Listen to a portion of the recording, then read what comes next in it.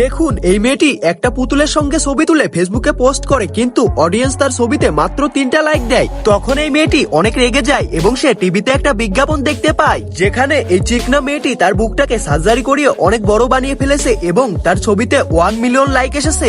এটি দেখে এই মেয়েটির মনেও ভাইরাল হওয়ার জন্য শখ জাগে, তাই সেও তার মতো সার্জারি করিয়ে নেয় এবং নিজের ছবি তুলে ফেসবুকে পোস্ট করে, কিন্তু অডিয়েন্স তার ছবিতে মাত্র 13টা লাইক দেয়। এত কম লাইক এসেছে দেখে মেয়েটি অনেক হতাশ হয়ে যায়, কিন্তু তখন তার সামনে কয়েকটি নোংরা ছবি আসে। তখন এই মেয়েটিও ওইভাবে নোংরা ছবি তুলতে শুরু করে, কিন্তু অডিয়েন্স তার ছবিতে মাত্র 1000 লাইক দেয়। এরপর মেয়েটা গুগলে সার্চ করে কোন ছবিটা সব থেকে বেশি লাইক পেয়েছে। তখন গুগল তাকে একটা বাদরের ছবি দেখায়, যেটা কিনা 8 বিলিয়ন লাইক পেয়েছিল। তখন এই মেয়েটির মনেও বাদর সাজার ইচ্ছা হয়, তাই সেও ওইরকম বাদর সেজে নেয়।